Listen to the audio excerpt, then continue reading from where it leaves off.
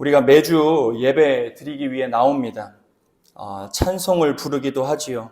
또 말씀도 듣습니다. 정해진 순서에 따라서 하나님께 우리가 예배를 드리지요. 그런데 예배의 형식은 우리가 잘 갖추고 있을지는 모르나 예배하는 우리의 마음이 때때로 무거울 때가 있습니다. 우리의 영혼은 메마른 채 하나님 앞에 앉아 예배 드릴 때가 있지요. 우리 모두가 이 자리에 예배하기 위하여 앉아 있지만 누군가의 마음에는 돌덩이를 떠안아 무거운 심령으로 앉아 계시는 분들이 있을 것이고, 우리의 영혼이 하나님을 바라야 하는데 우리의 영혼이 메마른 채 이 자리에 앉아 계시는 분 있을 수 있습니다. 예배를 드리기는 하지만 하나님과 깊은 교제, 하나님과의 깊이 연결되어 있다는 감격이 우리의 마음에 옅어질 때가 분명 있더라는 것이지요. 그래서 예배의 은혜는 순서에서 오는 것이 아니라 하나님과의 연결에 있다고 볼 수 있습니다. 순서가 중요한 것보다는 하나님과 예배 가운데 내가 온전하게 연결되어 있느냐, 이것이 예배가 주는 은혜의 핵심이라 할 수 있지요. 하나님과의 연결이 약해지면, 하나님과의 교제가 친밀해지지 않으면 찬송 형식이 될 수 있습니다. 입은 벌려 소리를 내어 찬양하지만 그냥 메아리쳐 울릴 때가 있지요. 말씀도 나의 말씀이 아니라 멀게 느껴질 때가 있습니다. 그렇다면 어떻게 우리가 예배 가운데 하나님과 기민하게 연결되어질 수 있을까? 그것을 다시 살리는 통로가 오늘 본문에서 이야기하는 기도라 성경이 이야기합니다. 그래서 기도는 예배 바깥에 붙어있는 부속의 순서, 그냥 신앙인이기에 그냥 형식만 갖추는 그런 순서가 아니라 예배를 살아 움직이게 하는 예배의 숨과 같은 것이 기도다 할 수 있지요. 예배가 오늘 내가 메말라져 있다, 오늘 예배가 내가 무감각하다, 무엇을 점검해야 된다는 이야기예요? 기도를 점검해 볼 수 있어야 한다는 것이 오늘 말씀의 핵심입니다. 오늘 본문이 이 같은 사실을 우리에게 분명하게 알려주고 있습니다. 오늘 본문 1절의 말씀을 우리가 다시 한번 같이 읽어보겠습니다. 예수께서 한 곳에서 기도하시고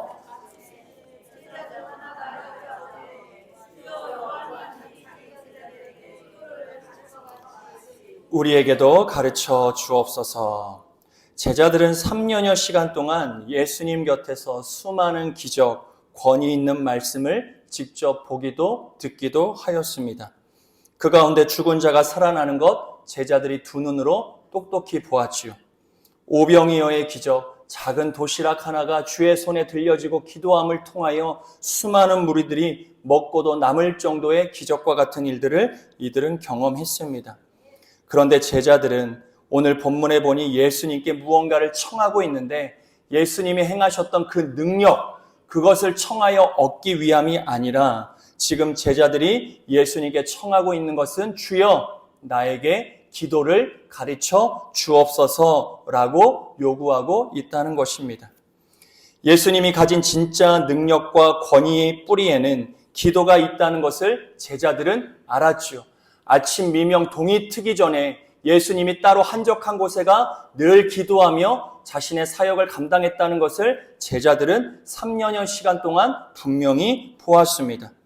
예수께의 기도는 한때의 행사가 아니라 삶의 중심이었습니다. 예수에게 기도는 의무가 아니라 그의 사명을 감당하는 생명과도 같은 것이었음을 우리가 알아야 하지요.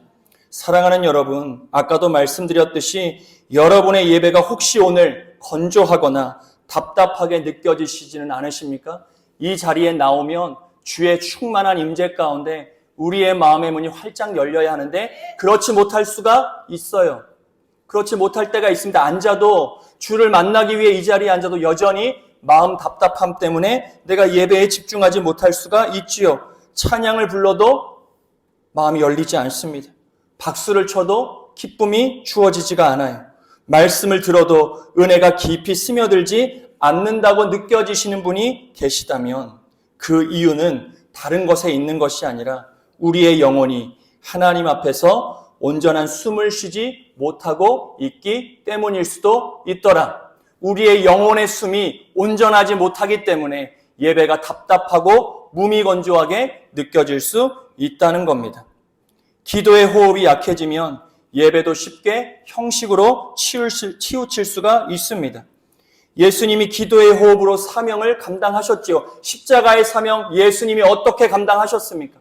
겟셋마네의 기도 없이 십자가의 사명 감당하실 수 없었습니다. 우리 역시 기도로 예배의 동력을 얻어야 하고 기도를 통하여 예배의 동력을 얻어 우리의 삶이 회복될 수 있어야 된다.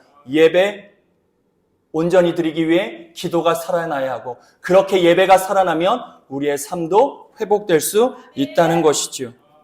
서울에서 교구를 담당했을 때의 일입니다. 한 권사님의 신방이 있어서 권사님을 찾아갔지요.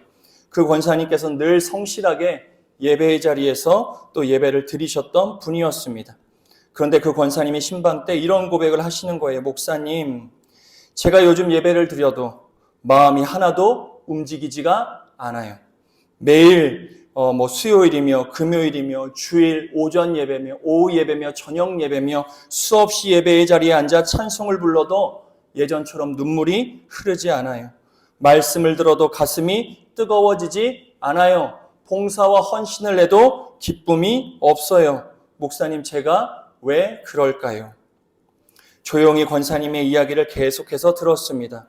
그러다 보니 그 권사님은 최근 여러 가지 집안의 일들로 염려와 근심으로 마음이 눌려 계셨습니다. 그런데 중요한 것은 그렇게 힘들어하면서도 그렇게 삶이 힘들면서도 정작 그 권사님께서 하나님 앞에 그 마음을 오랜 기간 풀어놓는 시간이 부족했다는 사실을 알게 되었습니다. 걱정은 누구보다 많이 하셨어요. 하지만 그 걱정만큼 기도의 시간이 비례하지 않았습니다. 한숨은 길게 쉬세요. 하루 종일 한숨 짓는 날이 얼마나 많은지 모릅니다. 그런데 그만큼 하나님 앞에 자신의 삶을 세우는 시간이 비례하지 않았더라는 것이지요. 그래서 같이 간 신방대원들, 전도사님하고 제가 권면해 드렸던 건 권사님, 일단 먼저 기도의 자리를 회복하세요. 힘들어도 새벽에 나오세요. 1분이라도 주님 앞에 기도하고 돌아가세요. 그게 힘들면 권사님 계신 자리에서 30초라도 무릎 꿇어 하나님께 기도하기를 먼저 시작하세요 라고 하는 권면을 드렸습니다. 그러다 얼마나 지났을까 권사님께서 웬일인지 어느 날부터 교회당에 올 수는 없었고 있는 자리에서 새벽에 10분 정도 무릎을 꿇고 기도하기를 시작하셨다고 합니다. 그렇게 됐더니 어떻게 되었을까요? 삶의 걱정거리는 사라지진 않았지만 그 권사님의 고백이 그래요. 목사님, 기도를 좀 하니까 예배가 좀 달라지더라고요. 예배가 달라지더라 얘기하시는 겁니다. 목사님, 상황은 아직 그대로인데 제 예배가 다시 살아나기 시작했어요. 하나님이 나를 사랑하신다는 것을 내가 조금 깨닫게 되었어요. 그렇게 그 권사님께서는 어려운 상황을 기도와 예배의 회복으로 잘 세워가실 수 있었습니다. 사랑하는 여러분, 기도가 예배의 숨이라면 우리는 예배의 시작부터 기도의 숨을 우리가 불어넣을 수 있어야 돼요. 예배가 하나님을 만나는 시간이라면 이 자리에 앉아 우리는 영혼의 숨을 먼저 불어넣을 수 있어야 한다. 그것이 기도라는 겁니다. 주일 아침 교회의 문을 열고 자리에 앉았을 때 우리가 습관처럼 기도하는 게 아니에요. 이 자리 안에 영혼의 숨을 우리가 불어넣지 않으면 이 예배 가운데 하나님과 연결되어질 수 없기 때문에 생명과도 같은 시간이 예배당 문을 열고 이 자리에 앉아 드리는 1분의 기도라고 할 수 있는 겁니다. 하나님, 오늘 제 영혼이 기도로 숨쉬게 하시고 예배를 통해 주님과 내 영혼이 온전하게 연결될 수 있도록 인도해 주옵소서. 설교자가 강단에 올라올 때나 성가대가 이 자리에서 찬양할 때나 찬양팀과 함께 우리가 박수를 치며 찬양할 때 마음으로 아멘이라고 외치는 것도 영혼의 숨을 내뱉는 겁니다. 그래야 우리가 드리는 예배가 살아나고 예배를 통해 우리의 삶이 회복될 수 있는 것이지요. 사랑하는 여러분, 여러분들의 예배는 예배당에 들어와 조금 과격하게 이야기하면 1분의 기도로 승패가 갈릴 수 있는 거예요. 내 메마른 영혼을 그냥 내버려 두지 마세요. 내 무감각한 영혼을 그냥 두지 마시고 예배당 문을 활짝 열고 이 자리에 앉아 1분이라도 하나님, 제 영혼의 숨을 하나님 불어넣어 주옵소서. 하나님과 긴밀하게 연결될 수 있도록 오늘 예배 가운데 나를 만지시고 인도해 주옵소서. 이 기도를 통하여 매주일 예배가 여러분들에게 승리요 위로요 소망이 되시기를 좋으신 예수님의 이름으로 간절히 축원드립니다. 주님께서 2절과 4절 계속해서 말씀하세요. 우리 2절과 4절의 말씀 같이 한번 읽어보겠습니다. 예수께서 이르시되 너희는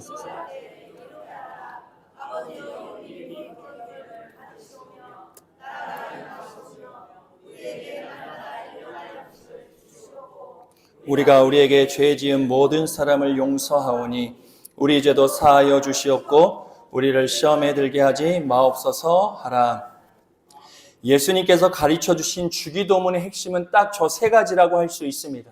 첫 번째는 정체성, 기도를 통하여 내가 누구인지를 분명하게 알고 하나님께서 나에겐 어떠한 분이신지를 주님이 가르쳐 주신 기도를 통하여 분명하게 알 수 있어요. 그리고 기도하는 태도가 어떠해야 되는지가 오늘 본문 가운데 드러납니다. 그리고 기도의 행동을 어떻게 해야 되는지도 오늘 본문 가운데 드러나고 있어요. 우리의 예배가 살아나기 위해서는 반드시 기도해야 되는데 그 기도를 어떻게 해야 되느냐?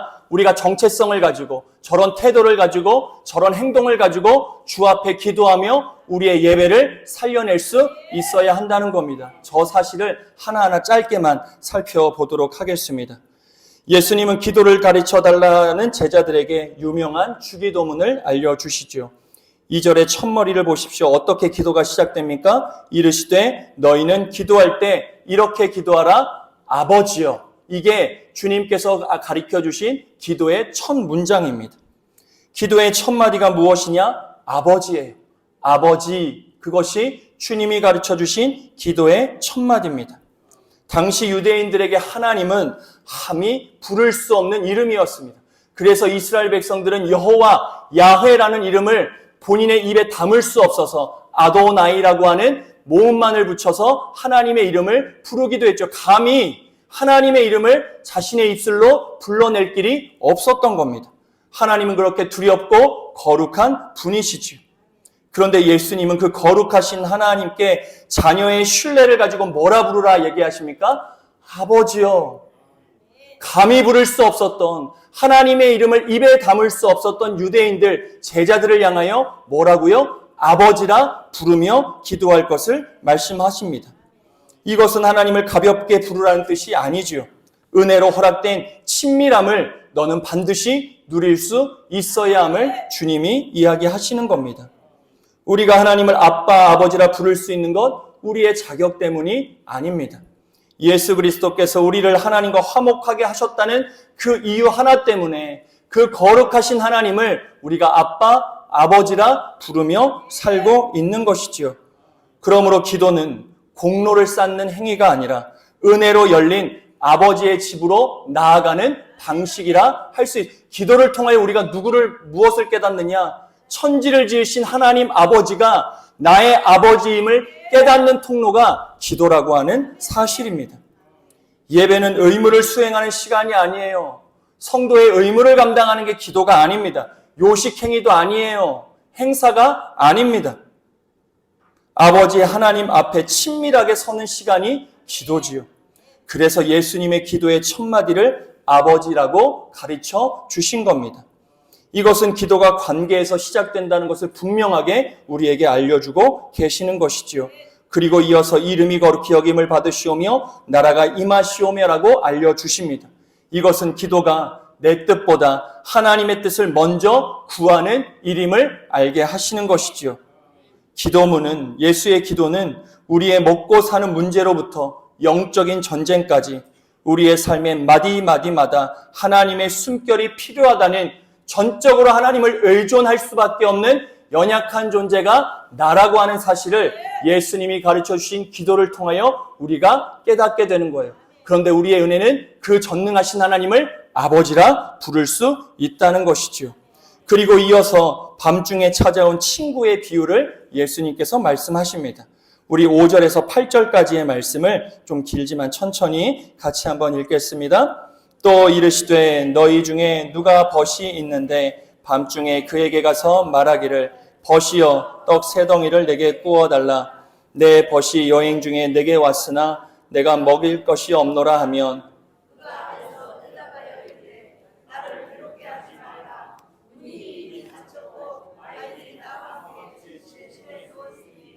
일어나 내게 줄 수 없노라 하겠느냐. 비록 벗됨으로 인하여서는 일어나서 주지 아니할지라도 그 간청함을 인하여 일어나 그 요구대로 주리라.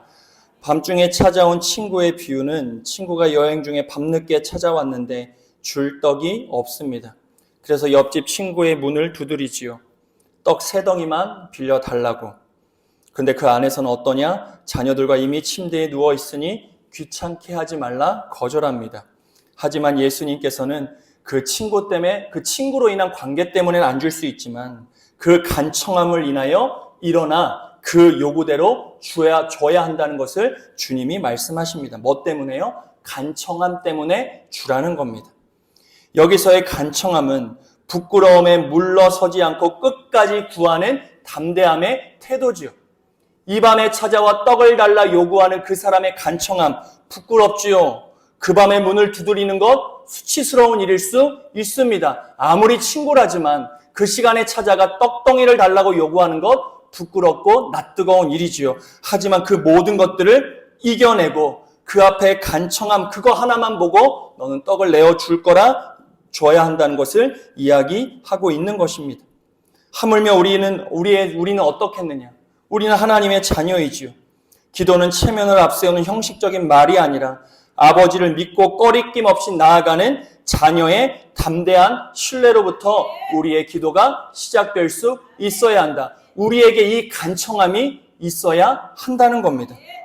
배고픈 아이가 부모에게 밥을 요청할 때가 있지요. 그때 어떻게 합니까? 밥 달라고 고래고래 소리 질러요. 지가 한 일은 생각지도 않죠. 누가 부모에게 밥 달라고 할 때 부모님, 제가 밥 먹을 자격이 있는 존재입니다. 저는 어제 이렇게 했고요. 그제는 이렇게 했고요. 저는 어머니의 자녀로서 정말 한 점 부끄러움 없이 지난 한 주간을 살았기 때문에 저는 아침을 먹을 자격이 있습니다. 저에게 밥을 좀 차려주십시오. 누가 그런 이야기를 하고 밥 달라고 얘기합니까? 지가 한 일은 생각지도 않고 아침 되면 배고프다고 달려와 밥 차리라고 고래고래 소리 지는 것이 아이죠. 자녀가 그렇게 합니다. 사랑받는 관계 안에서 자연스럽게 도움을 구합니다. 하나님 앞에 기도가 그렇다는 것을 우리가 알고 기도할 수 있어야 돼요. 하나님 앞에 나아간다는 것은 내 체면을 지키는 일이 아니라 내 자격을 먼저 고려하는 것이 아니라 내 필요를 하나님께 맡기는 일입니다. 오늘도 하나님은 그것을 우리에게 원하세요. 간청함으로 구하기를 원하세요. 내가 자격이 있는 거 없는 거 내가 판단하는 것이 아니라 이 자리에 앉아서 지난 한 주간 내가 어떻게 살았는가를 묵상하며 주님 앞에 입을 못 벌리는 삶이 아니라 그런 거 다 차치하더라도 주께 내 필요를 구하는 간청함을 오늘도 주님께서는 원하시더라는 것이지요. 그래서 기도는 약하고 연약한 사람들이 하는 것이 아니라 자기의 약함을 정직하게 인정하는 자가 드릴 수 있는 위대한 일이라 할 수 있는 겁니다. 사랑하는 여러분, 주님께 끝까지 간청함으로 나아가는 저와 여러분 되어지시기를 간절히 축복드립니다. 예배 시간 가운데서도 여러분들이 간청하셔야 돼요. 아유, 이렇게 하면 주님이 고쳐주실까? 해결해 주실까? 다 풀어주실까? 그것을 우리가 염려하는 게 아닙니다. 그것은 누구의 영역이에요? 하나님의 영역이에요. 남녀간의 사랑의 관계 말씀드렸잖아요. 남녀간이 사랑합니다. 고백하고 싶어요. 근데 고백하면 저 여자가 받아줄까 안 받아줄까 고민될 때가 있죠. 저는 어떻게 해야 돼요? 고백해야 돼요. 고백하는 순간 이제 누가 고민하기 시작해요? 저 짝이 고민하기 시작하는 거예요. 고백하지 않았을 땐 내 문제지만 고백하는 순간 물론 거절로 다가올 수도 있겠지만 고백하는 순간 고백을 받은 사람이 고민하게 되니 저는 자유하지요. 기도가 그런 담대함이 있어야 돼요.